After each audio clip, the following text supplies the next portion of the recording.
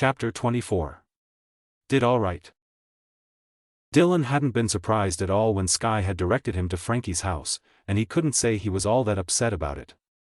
It was always a good day when he got one over on Frankie. But then everything went sideways. The woman just does not listen, but I got too riled up. Dylan ran a hand over his face and shot her a look as he cursed himself. But she would have got hurt. I know what he can do. Dylan had listened to Sky and Jesse's exchange. He understood this kid more than he wished he did. His throat tightened as he glanced at the boy. It's like seeing myself at that age. Jesse let out a long sigh and laid his small body back in the seat as if it had been a long time since he'd relaxed. Dylan knew the feeling. It took a lot for someone like Jesse, like him, to feel as though he was on solid ground. It's plain what she did for the boy isn't normal for her. He knows it too. He feels safe with her, trusts her.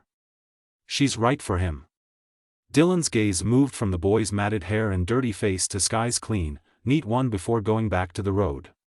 The girl's a lot tougher than I gave her credit for. From the day Dylan had seen her, he had tried to dismiss her as high heels and fingernail polish, but he could no longer ignore she was more than that. His gaze swept her jeans and t-shirt. Like this she looks different, more real, somehow than when she's all got up. She'd surprised him today, really surprised him. That didn't happen much. Dylan raised his hand to his chin, he gave it a quick rub. Wouldn't have guessed she had something like that in her. But what was she doing messing with a guy like Frankie all by herself? One solid punch from him would send her flying across the room.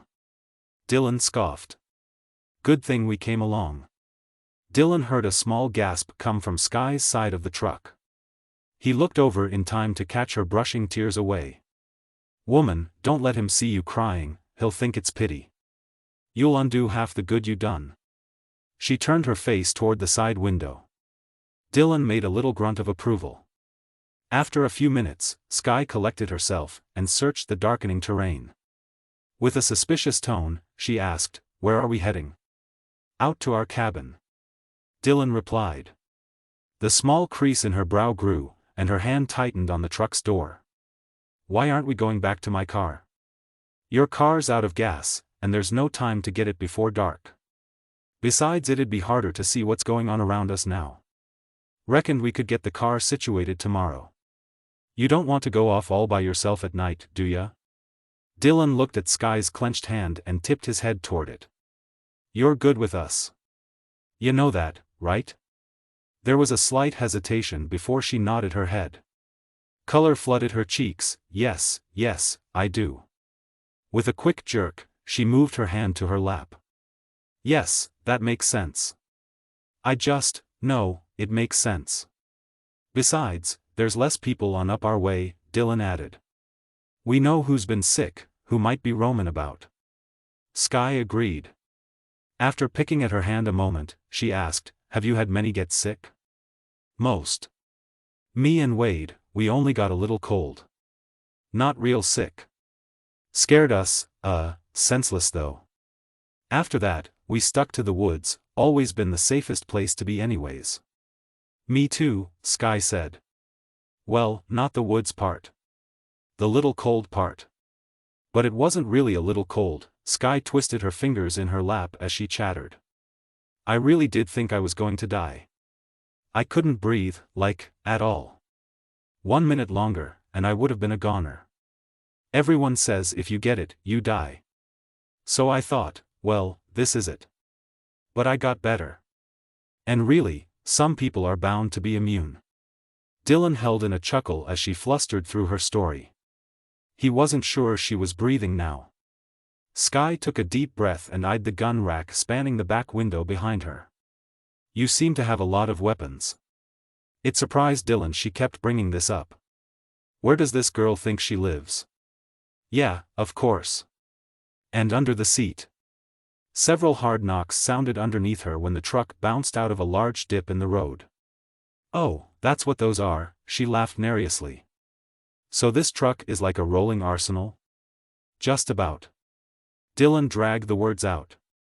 "That a problem for you?" "Well, I don't think most people carry this many weapons around." What do I say to that? Is she blind? There's more trucks with gun racks than not. At first, Dylan offered no answer but came back with, depends on who you know. Sky raised her eyebrow, then offered a broad smile, flashing him a dimple. Well, I'm very grateful you are who I know. Thank you for helping me get Jessie. Dylan swallowed and coughed. He could count on one hand the amount of times he'd heard a thank you. No problem. It came out gruffer than he intended. Sky looked away for a moment, then turned back to him. You were right.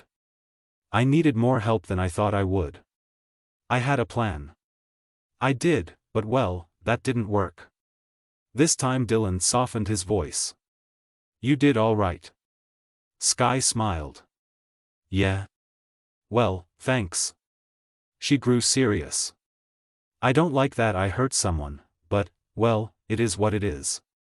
I did what I had to, right? You did. Sky coughed and picked at the seam in her jeans before looking up at Dylan. I don't know how you will take this, but if I could make one small suggestion. If we have another difference of opinion, perhaps we could just talk about it. Instead of, well, yelling. I'm better with a calm discussion. Dylan flushed. He knew he went too far. He was quiet for a minute as Sky continued to shoot him looks and fidget. There was more than one way he could take this. Go his normal route and let his temper rule, or try something new with her. Try it for her. He raised an eyebrow as his mouth twitched. Who was yellin'? A small tremor shook Sky's voice despite her bold words. You. You were yelling. I wasn't yellin'. I was instructing. Dylan almost burst out laughing when Sky's mouth dropped, and she stared at him for a minute. You didn't consider that yelling? Dylan shrugged the shoulder closest to her. Not much. Okay, well, maybe try instructing with less volume and force. Would that work? It would be a little less alarming. Dylan snorted. I can try, but I can't say you seemed all that alarmed. You were holding your own. Was I? She asked. That's good. Unable to hold in his amusement over her discomfort any longer, Dylan uttered a low chuckle. Sky looked over at him and added her light laugh to his deeper one. Yeah, she did all right. The cab got quiet as they drove, but that was okay. Dylan felt something building inside him. Something he'd rarely experienced in his life. He shifted to high beams to see the dark road better and put a hand to his chest. He felt happy.